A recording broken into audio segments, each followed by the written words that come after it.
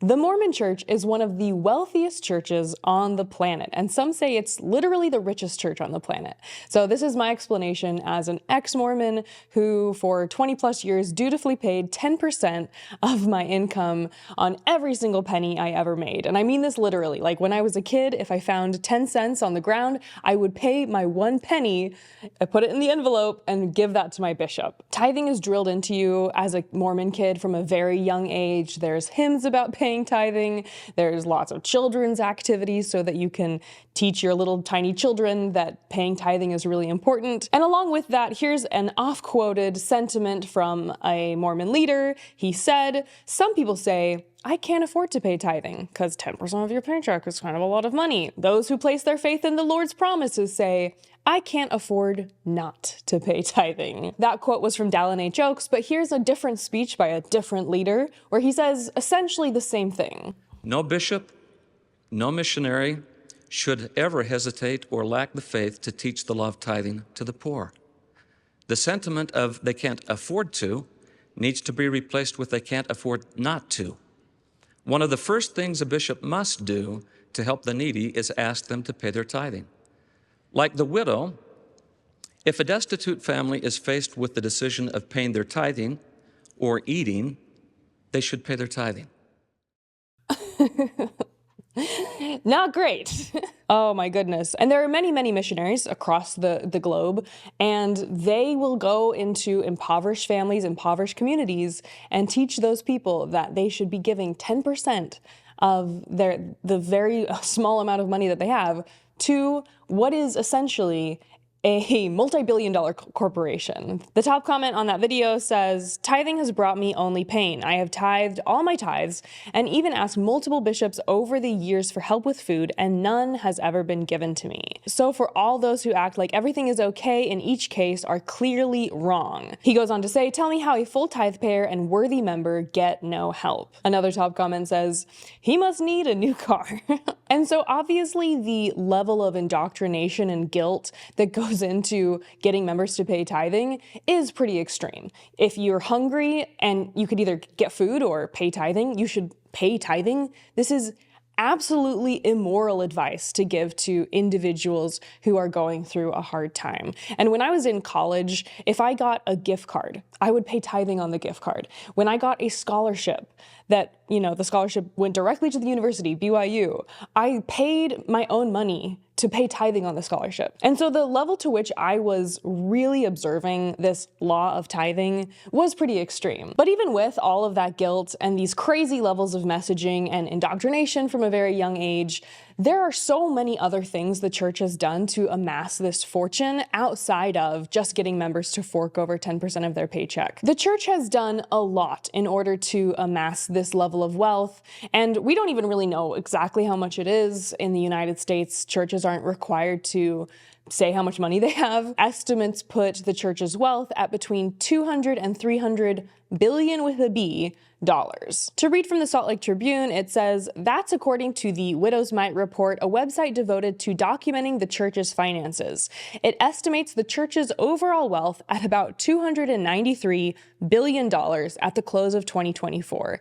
That's up $28 billion from the previous year. And so if we take that figure, the $293 billion, that means the Mormon Church is worth just a little bit less than Coca-Cola as far as their total valuation.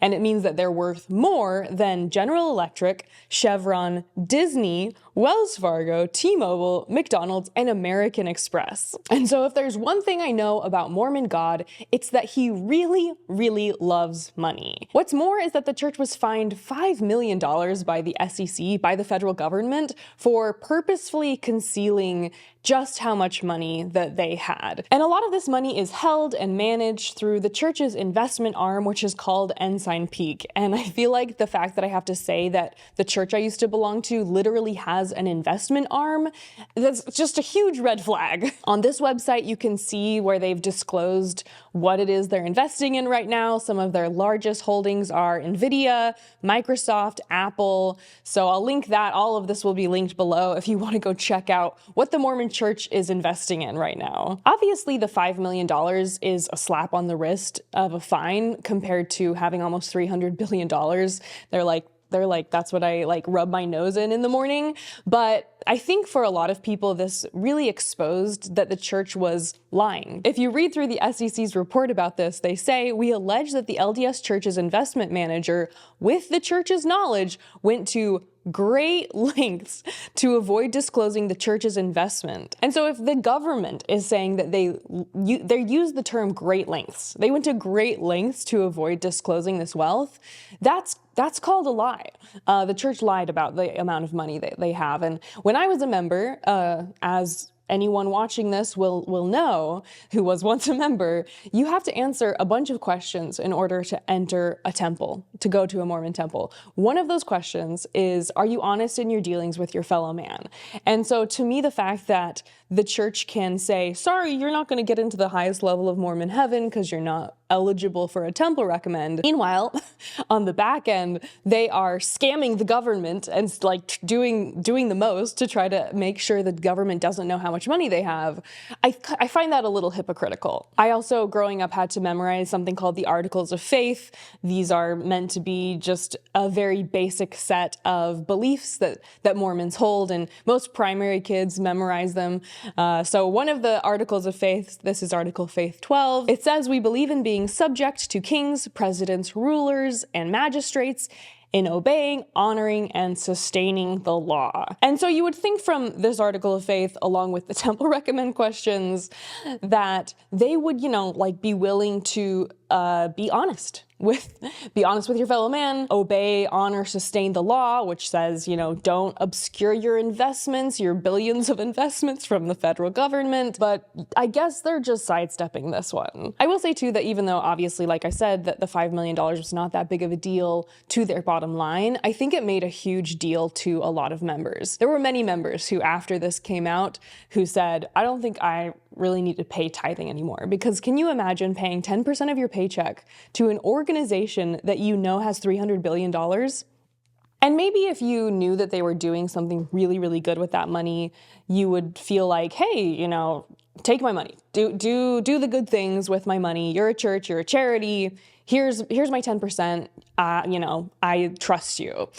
Unfortunately, though, less than 1% of that figure goes toward actual charities every year. What I also thought was funny is that a week ago, I announced I was going to do this video and about how Wikipedia, as of a week ago, listed the Mormon Church as the wealthiest church on the planet. And after I posted that video, someone updated Wikipedia to say that actually the Vatican has more money than the Mormon Church, and it lists their wealth as incalculable. And so I'll get a little bit more into which church has more money and why there's like this war of who gets to say they're the richest church. So I'll jump into that in a bit. But just to give a little bit more of an overview as to what this video will be about, I'm going to share how the Mormon Church got so much money to begin with. I'll share some of the crazy stories I heard growing up about tithing. I realized I have so many stories that were like faith-promoting stories that were actually kind of messed up stories about people sacrificing everything in order to pay tithing to a multi-billion-dollar corporation.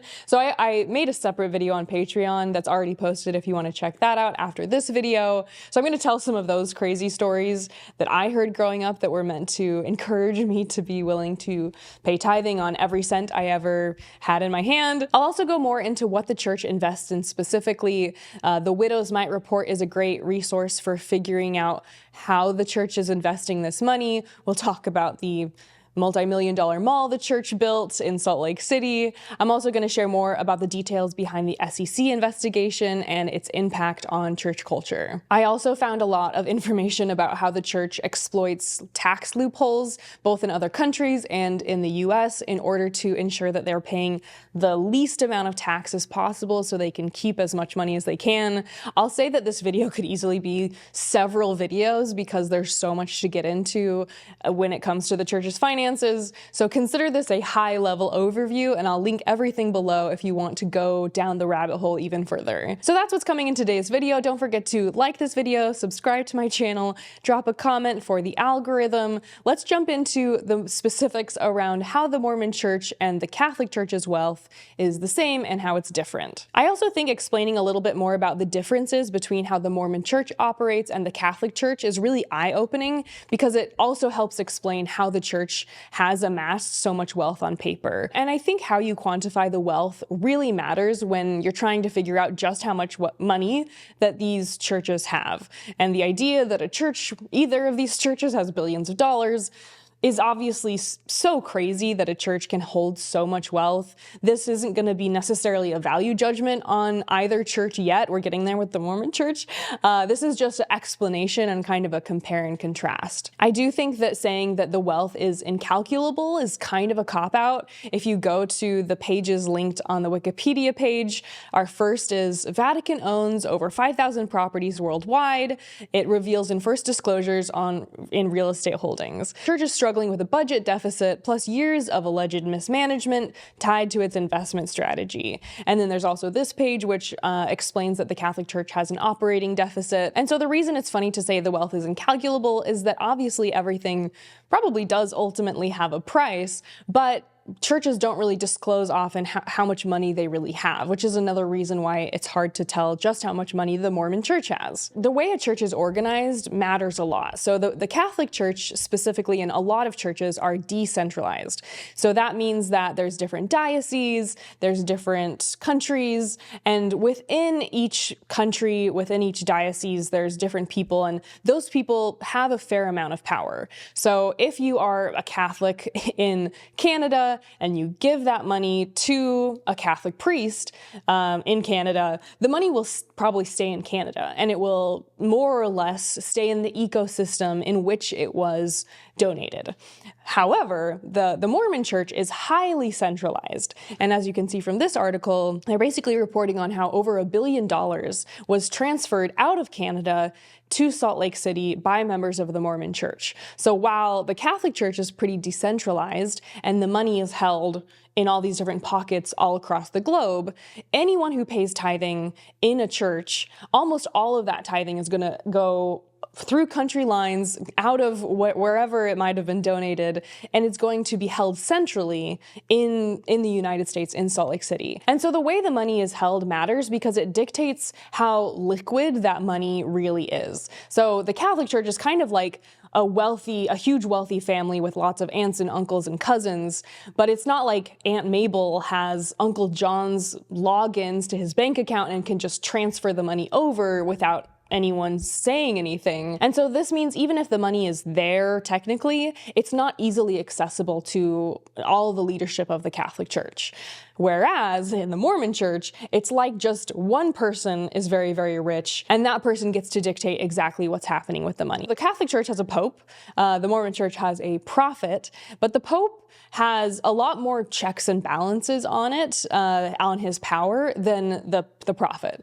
Really, the only person the prophet answers to is God, which means that he has a lot more say over what happens with that money.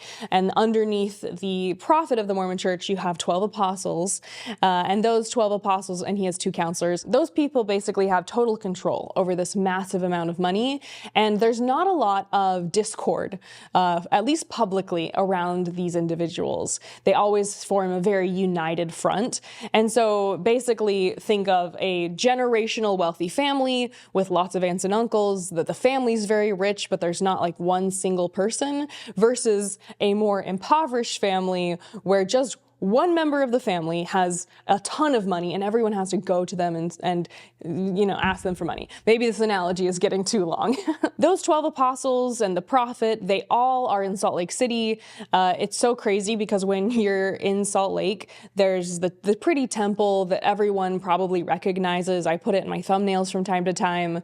So that when you're in Temple Square, you see the temple, and then if you just turn slightly to the right, there's this massive massive office building that is way bigger than the temple. And I think it really reveals the true priorities of the church, in my opinion. And it has 2 globes on the side and a really long skyscraper at the top. And it definitely represents the patriarchy, if you get my drift. And so that's where all of the wealth is held. That's where the 12 apostles go to work or have meetings. I guess sometimes they go to the temple. And another difference as to why some might say the Mormon church has more money is the way in which the wealth is held. So a lot of the Catholic Church's wealth is held in beautiful buildings, in amazing art, sculptures, things that are hundreds of years old, whereas the Mormon church holds their money, most of their money, in cold hard cash. As you can see, as I showed you earlier from this investment fund, they're holding a bunch of money in Apple and Google, which means that it's a lot easier to place a valuation on the wealth. So, I mean, no one really knows how much the Vatican, if who would even buy it necessarily if they were to sell it, and they don't want to sell it. So even if there's a deficit, they're not really willing to sell off these priceless artifacts. They'd obviously like to maybe raise that money or source that money in different ways. And even though the Mormon church has a lot of money in different investments like land, it's a lot easier to place the value on farmland because there's a lot of comparable pieces of land around versus these priceless artifacts that really can't be reproduced. There's nothing like it. The way the wealth is held also makes a big difference because the upkeep of these ancient buildings and these sculptures and the paintings, the upkeep that is required in order to, get the plumbing right in a Gothic building, that's just incredibly expensive compared to maintaining Apple stock, which doesn't really require plumbing, obviously. By comparison, so this is like a average Catholic church that you might see in the United States. Very ornate, usually fairly old, very beautiful, but requires a lot of upkeep. And this is a picture of a Mormon church. So typically, a lot of them have been built, maybe 80s, 90s, a lot of them even in the last 10 years. And so the level of upkeep required of this very boring, very plain building is nothing compared to the average Catholic cathedral.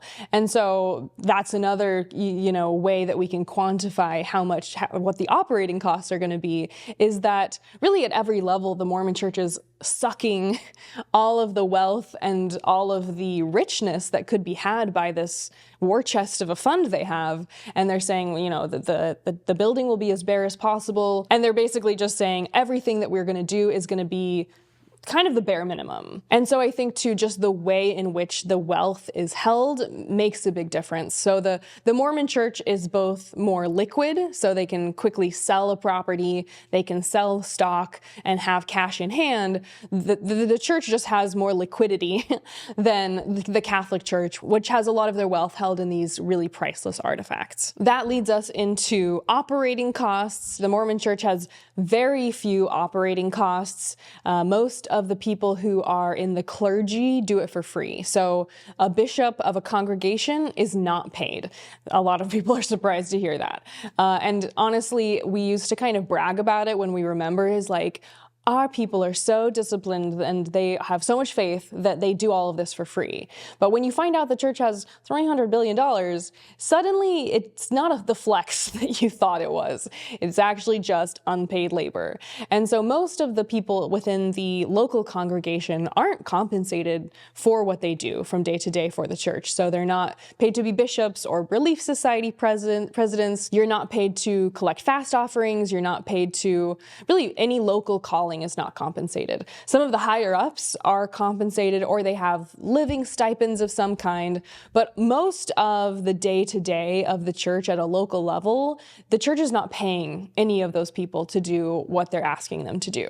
As I've shared in the past, in other videos, even Mormon missionaries who are sent to foreign countries for 2 years or a year and a half, they also are not paid. So you get up very early in the morning, you knock doors all day, you're making calls, you're trying to get people to join the church, you're trying to get people to be baptized, and you do that nonstop for 2 years, and you're not paid for any of that. Most positions like that, you would expect to be paid. Actually, missionaries pay to do that. So when I was a missionary, I paid $300 or $400 a month in order for the honor to do sales for the church, essentially. And so in a lot of ways, the church is getting people to give 10% of their paycheck and then give all of their labor for free. This free labor is even down to the cleaning of the building. So for a while, the church actually hired cleaning staff to come in and clean the buildings.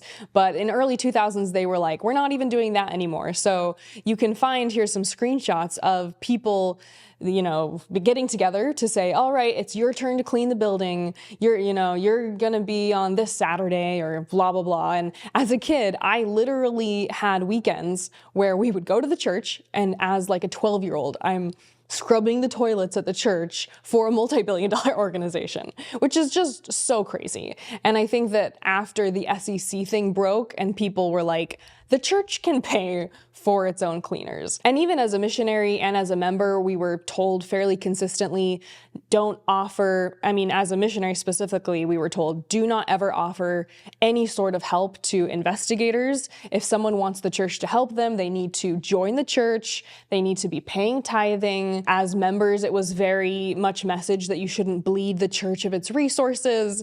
And so there were times when, if you are asked to have some sort of like a potluck, that's a kind of a Mormon word. It's not like pot like the other pot. It's a potluck where you get together and have, it's also called like a linger longer. Everybody brings food and you have this kind of after church dinner party, more or less. But the church doesn't give any food for that. All the members bring the food, and the members bring the bread for the sacrament. And if you are a teacher of young children for like a primary, you are buying your crayons, your paper, all of the resources that run the church are additionally purchased by the members. And so you're not only paying 10% of your income, you're not just doing this free labor. If any of that requires some special thing, you're going to buy that too. And so really at every level, the church is making sure that they are contributing that money as the least as possible,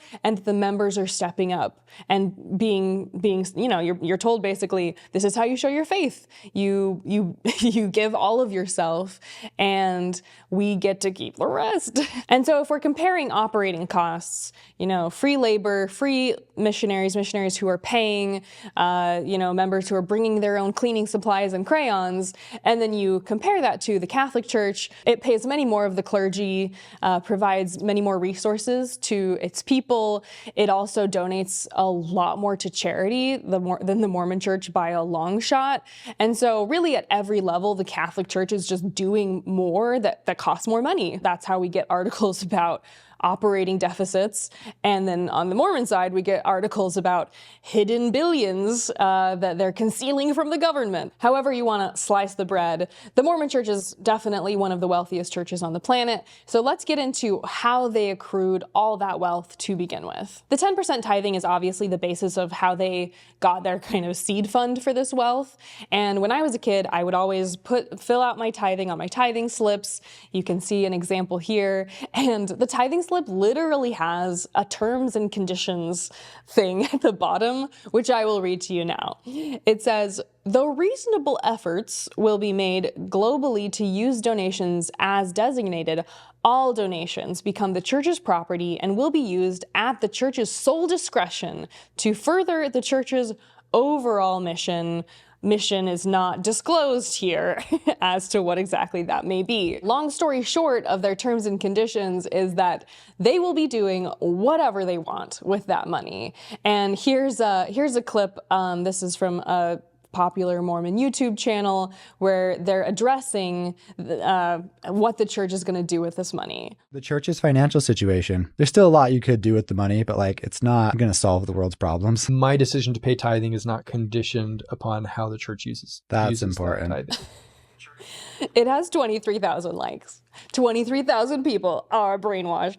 I just feel like going to work, making your paycheck, and giving 10% of that, when you're just probably just kind of a normal person. Most members are more or less just normal people. Giving that to a church that is just hoarding billions of dollars, the cognitive dissonance that goes into just being like, my responsibility is to pay the tithing as God commanded, and they can do whatever they want with that money, and I'm just worrying about my responsibility, my personal responsibility. I think it's really kind of sad, honestly. And even the other man who's like, well, they could do a lot with the money, but they're not going to save all the world's problems. Maybe they could start, you know? I'm sure there's some problems they could solve with some of that money. I've also seen people say, well, if they spent all the money solving all the world's problems, then they wouldn't have any money left, and then they couldn't do any good. Okay, don't send, all the money to all, people who are impoverished or people living with no food or water. Maybe just send like more than 1% though, there has to be something in between here that, and obviously, it's not up to me to say how the church is going to spend its money, but I'm also no longer donating to this church. This is the sentiment of people who are actively donating 10% of their income to the church, saying, well, they're not going to solve all the world's problems, so I guess they might as well hoard the money. And then the other person saying, well, I just want to follow the commandments because that's what the Lord asked me to do. And those are kind of some of the more faithful takeaways from the SEC violation, is that people are trying to do mental gymnastics to say, I know I was supposed to pay tithing. I know I have a testimony of tithing, but on paper, this is really not looking great. And I know I showed you the clip where the man says, if you have to make the choice between food and paying tithing, you should pay tithing. I showed, obviously, too, some of the activities I did as a child where I was being heavily indoctrinated to view paying tithing as a huge moral responsibility. Another joke that I thought of was that people would call tithing fire insurance. And the reason it got that nickname is that in the Doctrine and Covenants, which is a book of scripture written mostly by Joseph Smith, this is Doctrine and Covenants section 64. So basically Joseph Smith was writing scripture and saying it was from God, but I think it was obviously just what Joseph Smith wanted to say. He said, "Behold, now it is called today until the coming of the Son of Man. Verily it is a day of sacrifice and a day for the tithing of my people. For he that is tithed shall not be burned at his coming." And so because of that verse, so if you pay tithing, you'll be saved at the second coming. If you don't pay tithing, you'll be burned at the second coming. You'll be flamed alive, apparently. And so that's why people would call it fire insurance, because if you don't want to be burned at the second coming, you better give the Mormon church 10% of your money. I also was remembering how my first time learning about percentages, my first ever math lesson about percentages was literally to do 10% percentages, learn how to do the math on what's 10% of $1, $15, $25. As I'm getting my, birthday money as a kid, I'd pay tithing on my birthday money, pay tithing on Christmas money, and I would get taught basically how to figure out what's 10%. And I'd fill out my tithing slip, and I'd go and I'd hand it to the bishop. And so just like everything I've been sharing, obviously, tithing is very much reinforced through a lot of different ways of saying that this is really important. And if you don't pay tithing, you also can't get a temple recommend. And if you can't get a temple recommend, you can't go to the highest level of Mormon heaven. So basically, Mormon heaven has a 10% entry fee. And that's also just manipulative. The idea that God would say, hey, you were a great person, but because you didn't give me some of your money, sorry, you have to go to hell, or get burned at the second coming. It's not tracking for me. I've also seen people say that they don't have to pay tithing in order to be Mormon. This is the same as people who are like, well, I can drink coffee. And it's like, they're literally saying that physically it's possible to drink coffee. Well, I can because I have a mouth and a tongue, but I won't. It's because their salvation depends on it. So it kind of bothers me when people are like, well, you don't have to pay tithing to be Mormon. Well, I guess technically, you physically can drink coffee and you can be baptized and not pay tithing, but are you going to the highest level of Mormon heaven if you don't do all of these things? No. So semantics aside, basically, to be fully active in the church, you have to pay tithing. I also remember the first time I got a real job asking if I should pay tithing on the gross salary or earnings or whatever, or the net. Because gross versus net is basically, do you pay tithing on 10% before taxes or after taxes? And as you can see, I'm when I was Mormon, I was very legalistic about these things. The church doesn't have an official stance on this, but they're always like, well, why don't you pray about it? And, if you're trying to be the best little Mormon you can be, there's really only one answer, which is to be as righteous as possible, which usually means being as extreme as possible, because either they'd say you should pray about it, or they'd say, do you want net blessings or gross blessings? Do you want bigger blessings or smaller blessings? Because they all, it also says in the scriptures that the heavens will be opened unto you if you pay tithing, and you get all these unimaginable blessings as a result of paying tithing. And so I would always pay my 10% on my pre-tax amount of money, which is just insane. And whenever I was dating my husband, I remember asking him, do you pay tithing on your gross salary or your net salary? And he was like, I paid on my net salary after taxes. And at that point we were engaged, and I was like, well, I think we should pay it on the gross. And he was like, okay, we'll pay it on the gross. So anyways, 10% of your income sounds fairly basic, but then once you get into things like scholarships and gift cards and birthday money, it really touches, anytime money passes through my hand, I'm forking out my 10%. I also think the cruel thing about this billions of dollars situation with the church is just how chronically underfunded wards or congregations are, like local congregations. And I think that's another reason people were so upset when it came out just how much money the church has, because for years, people, like I said, bringing their own crayons, you're getting the bread for the sacrament, you're forking over 10% of your income, you're paying fast offerings, you're buying garments, you're spending so much money on this church. And on top of that, when you give your 10% to the church, a lot of that goes to the church headquarters, like I said. So I have a memory of this time that we had planned to go on a church trip. We were going to go caravan, and it was going to cost, a certain amount per a member of the youth. And we had this really fun trip planned, and the bishop had really been amping it up, and we were really excited. I think we were basically going to one of Joseph Smith's the church history sites. So it was still a church thing. It totally wasn't like whitewater rafting or something, but I was still really excited. And I remember a couple days before we were supposed to go, all the youth got together after a youth activity, and the bishop basically said that the church hadn't approved the money that was supposed to go to this activity. Everybody was really sad. I think my parents had already bought some of the stuff we needed for it, and I just remember him saying, this is a test of our faith, and this is the Lord's money, and it's not our money, and we can stay here and we can read the Book of Mormon. And so we didn't end up going on the trip, basically because it wasn't approved. The money that was meant to be spent wasn't approved.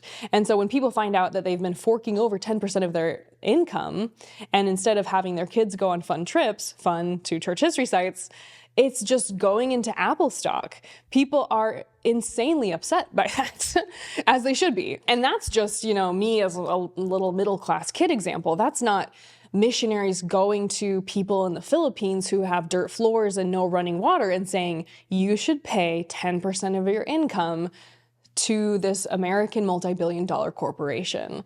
And if you don't, you'll be burned at the second coming, which is even more horrendous. In addition to the 10% fast offerings, which is an additional donation, all the other ways I've explained that the church gets people to give them money, they also have other arms or other businesses within the church. One is Deseret Book. You can buy journals, outfits, temple dresses, clothing, books, all sorts of, statuettes. There's so many different things you can buy there at Deseret Book. So that's another way that they're getting members to give them money.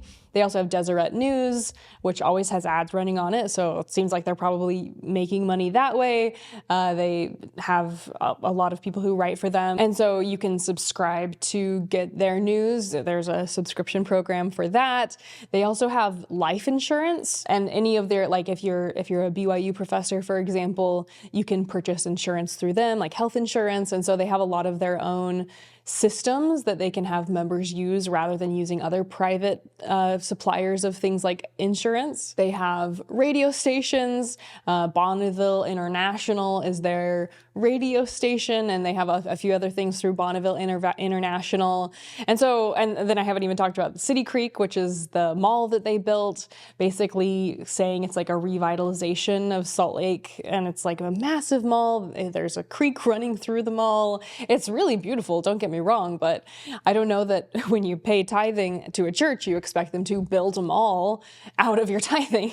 I also talked about in my prepper video how they have an entire canning and food storage business that they run. So you can buy flour or sugar or, all these other different types of canned foods through that. So they really have their hands in a lot of different pots when it comes to having businesses that members will rely on. So it'd be so fascinating to just do a paycheck breakdown of how much money a member has. And then if you are accounting for all these ways that they're going to be spending money, you might send your kid to BYU. That's another way you're spending money.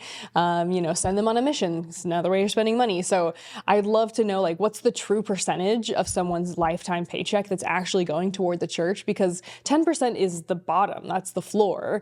And then all of these other things are just like nickel and diming people into giving more and more money to the church. Also, if you watch my video about MLMs, you know that the Mormon church really focuses on prosperity doctrine, saying that the more money you have, the more blessed you are. And so when you promote and say, hey, you should go out there, get as much money as you can. Every bishop I ever had was wealthy. Every stake president, which is above the bishop, was even wealthier. And so this means that in many ways you're showing to members that money matters, that if you want to have a high calling in the church, you have to make a lot of money. And that's not every single bishop, but it certainly was for me, and a lot of people have made the same observation. And so I think when you encourage a prosperity doctrine, what you're also doing is saying that the 10% that you get of their paycheck is going to be even bigger. And so if you're encouraging members to be wealthy and saying wealth is a sign you've been blessed by God, then you get some of that wealth. And so imagine, there's lots of businesses started by members of the church. One example is Marriott. If you ever stay in Marriott or a hotel owned by the Marriott company, you'll see a Book of Mormon in your dresser drawer right next to the Gideon Bible. That's because Marriott is owned by members of the church and started by members of the church. And so this means that imagine how much money has gone to the church as a result of the Marriott starting that hotel chain. That right there is probably already millions of dollars. If they're truly giving, which I believe they are, if they're putting copies of the Book of Mormon in their hotels, 10% of their earnings, going to the church, that's going to be a huge piece of pie. So I think it just means that if you encourage members to be wealthy, on the back end, that means that you're going to get some of that money too.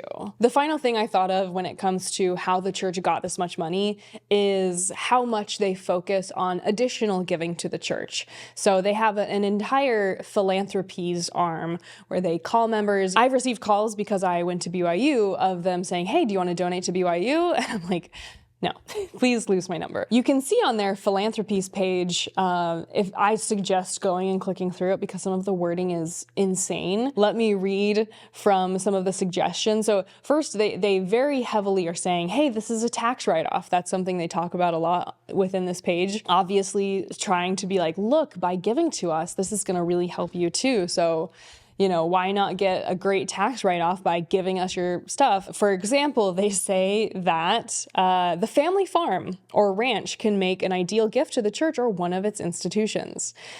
I don't know about you, but maybe the family farm should stay in the family. Equipment or inventory. A painting, sculpture, or other piece of fine art can make an ideal gift. A personal residence may be an ideal gift under the right circumstances. Collectibles that you have enjoyed may now provide more enjoyment and better use. So, they're literally in this list just going down and saying, you can give us anything of value, and it's a tax write-off, and hey, give us your family farm. Also on this website, and say, hey, make the church a beneficiary. For when you pass away, the church can be your beneficiary. And this video actually caused quite a bit of a stir. This is a quote from a video produced by the philanthropies department of the church. It says, I can give my kids money. I can give my kids cars. I can give my kids real estate. But I cannot give my kids a desire to be honest, a good work ethic, and the ability and desire to serve. So if you look at our Heavenly Father's plan, he desires to give each of his children all that he has. But to qualify for those blessings, we have to become what he has become.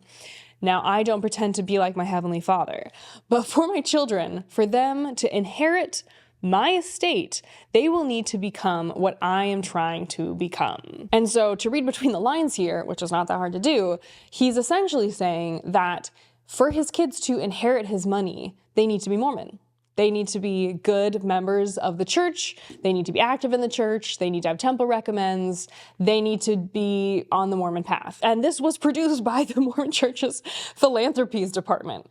So the messaging here is literally disinherit your kids if they're not righteous enough and give us your money instead, because we're going to do better things with it, like buy Apple stock. One of the comments on this Reddit post says, I travel the world, I am educated and have a great job, but I know my dad won't be truly proud of me unless I return to church, get married in the temple, and have kids. Obviously, this has just been a very long list of all of the ways the church, whether they're dipping into your pocket for the 10%, they're trying to say, hey, give us your family farm, send your kid on missions, send them to BYU, whatever, buy your religious underwear from us, buy your journals, buy your scriptures, everything, all of these things are ways that they are just continuously saying, give us your money, and that's how they have this massive amount of money. But there's still more to get into. So let's talk about tax loopholes. And I think highlighting this is a really important aspect of explaining how they got this much wealth,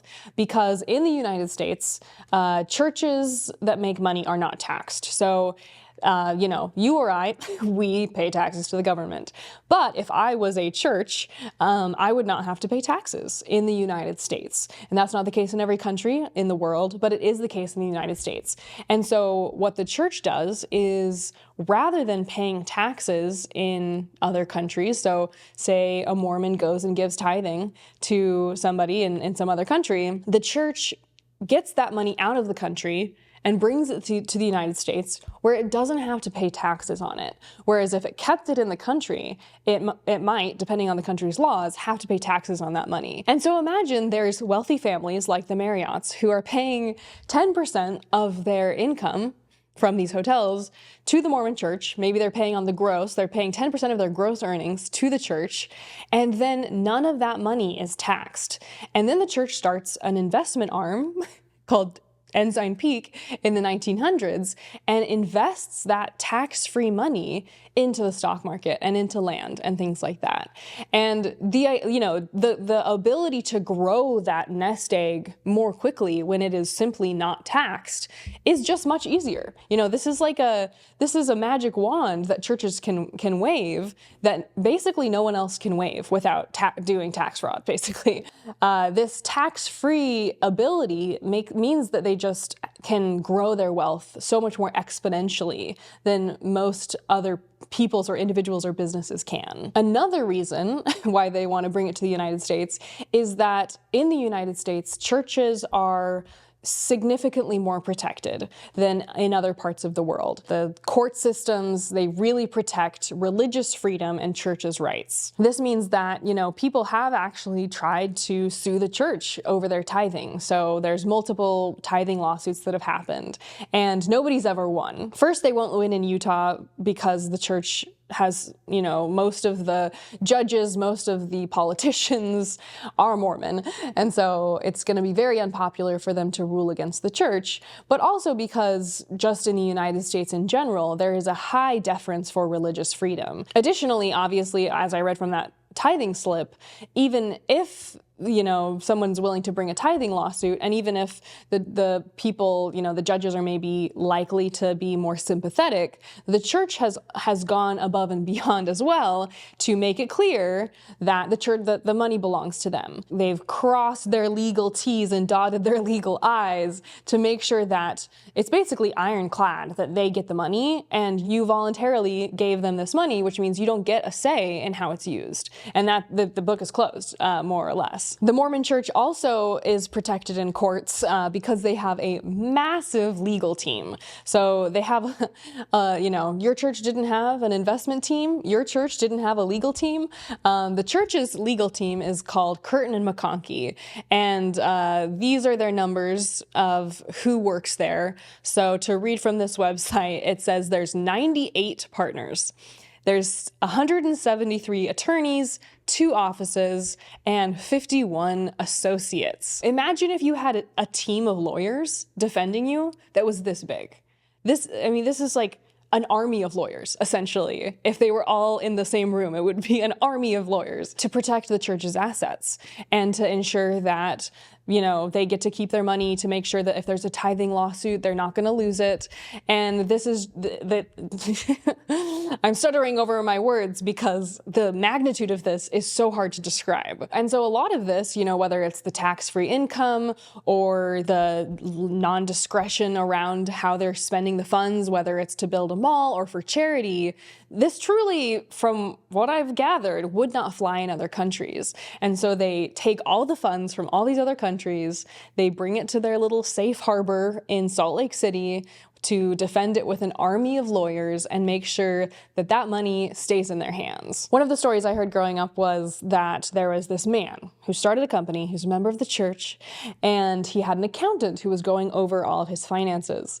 And as the accountant is going over the finances, he's like, I see you make a 10% donation of your income to this charitable organization. And I did the math, and if you stop basically paying that amount for this donation, then your business will be in the black and you can keep, that's the profit that you need in order to continue onward or whatever. In the story, the man would always get very indignant and he'd say, that is my tithing for my church, and because I pay that tithing is why I've been successful up to this point, and I need those blessings, and I will not, do not tempt me, Satan, and I will not stop paying tithing. And in the story, basically, a few months later, just as this man thought his business was going to go under, he received a new contract for, a huge new contract, and the check that he got was, some exact sum that he had paid in tithing, and it had been revisited unto him or whatever. And that's just, that's one example. These types of stories of, I didn't have food for groceries, but I paid my tithing anyways, and then I got a check in the mail for, $50 or whatever, and that was exactly the amount I needed in order to pay my tithing. And these stories are like a dime a dozen in the church, but I compiled a lot of them and put them into my Patreon video, which I said is posted over there on Patreon if you want to hear more. I'll read some Reddit threads and stuff. So anyways, check that out if you want to. But I wanted to jump into next the SEC investigation, which was really so wild when it happened. Everybody, was talking about it, and it definitely created quite a bit of drama, both within the church, and it just made national headlines. So this happened in 2019, but previous to that, and even still, the church's finances have always been basically a black box because of how little they really share with what the reality is. But in 2002, a German reporter asked Gordon B. Hinckley, which was a previous prophet, about the church's assets. And Gordon B. Hinckley said, yes, if you count all of our assets, yes, we are well off. But those assets, you have to know this, are not money producing. Those assets are money consuming, which was so crazy when I read that in this article, because I recently heard David A. Bednar, who's another, there's so many of these leaders to get through, but he also said this same thing in his when he was questioned about the money of the church. So this is what he said. The assets of the church are primarily income consuming. They are not income producing. Short clip, but it's so funny that sometimes I grew up hearing some of these clips, and then you go back in history and realize that people have been saying the same shit over and over again. It's the same canned line to kind of weasel their way out of this questioning, and it's the same explanation given every single time. Well, for a church who mostly has income consuming assets, they certainly seem to have a lot of income left to consume. So in 2019, there was a man named David Nielsen, and he was a former senior portfolio manager at Ensign Peak Advisors. So basically, he was a fairly high up person within this investment organization, and he leaked this big story to the IRS. To read from the coverage by the Washington Post, it says, "The confidential document received by the IRS on November 21st accuses church leaders of misleading members and possibly breaching federal tax rules by stockpiling their surplus donations instead of using them for charitable works. It also accuses church leaders of using tax-exempt donations to prop up a pair of businesses." And so this really made waves. Obviously, most major news organizations reported on this because suddenly it became shockingly clear, first of all, that the church had a lot of money, which everyone had kind of guessed, but this really put some hard evidence behind it, and that the church had very purposefully misled and concealed the amount of wealth. They literally made 13 shell companies in order to conceal the wealth. It goes on to say, in a declaration signed under penalty of perjury, Nielsen urges the IRS to strip the nonprofit of its tax-exempt status and alleges that Ensign could owe billions in taxes. Because often if you get stripped of your nonprofit status, you retroactively owe taxes. So this could be billions in back taxes. He is seeking a reward from the IRS, which offers whistleblowers a cut of unpaid taxes that it recovers. And so the SEC investigated, and that's where they ultimately decided to levy a fine against the church. Ensign Peak got a $4 million fine, and the church itself got a $1 million fine, which, as I said at the top, is really just a drop in the bucket. It's a slap on the wrist. But I think what it did for the image of the church is what really damaged it. And oh man, I wish if I could be a fly on the wall of their little accounting department, which is not little, it's massive. I would love to see how tithing tanked after this story broke, because I know some people who stopped paying tithing after the story broke. Obviously, people were posting about it online that they were gonna either leave the church or stop paying tithing or something like that. But I wish we had the hard, raw data as to how many people said, I am no longer going to be paying my charitable donation of tithing to this multi-billion-dollar corporation so they can buy cattle ranches in Florida and build a mall in Salt Lake City. Another thing I learned while I was researching this story about the SEC violation is that churches in the U.S. do not have a requirement to have a financial disclosure. And so charities, for example, just nonprofits, they have to fill out certain forms that disclose how much money they have and what they're doing with that money. But because of, God bless America, the United States not wanting to have prying eyes into churches, because obviously churches are very protected in the United States. Because of that, that's why the church does not have to disclose. There's no legal requirement to disclose how much money they have. It's also why I think the Widow's Mite report is so interesting and so phenomenal that people are kind of going around and on the back end cobbling together just how much money the church has. So they'll do things like look at stock disclosures, they'll look at land purchases. They have a very detailed report, and if you want to look more specifically into the church's finances and what they invest in using that report, it's very extensive.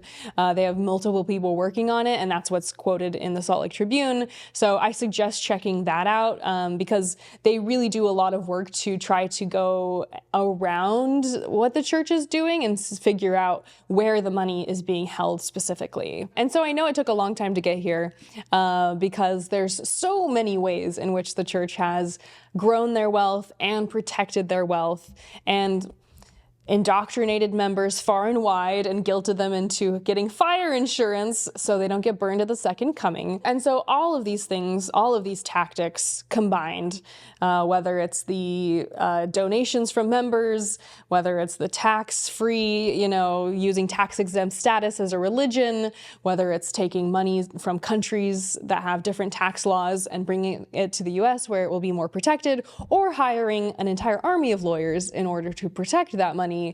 That is how the Mormon Church became one of the wealthiest churches, if not the wealthiest, on planet Earth. And I think I'll end just by reiterating that I just think that this is incredibly cruel. There are so many people who I've met personally who were struggling financially as members of the church. You know, even my family, we would use clothes from other families because it was expensive to buy more clothes. And, you know, growing up, I feel like the idea that there were often times where even my family we didn't seem to have enough money.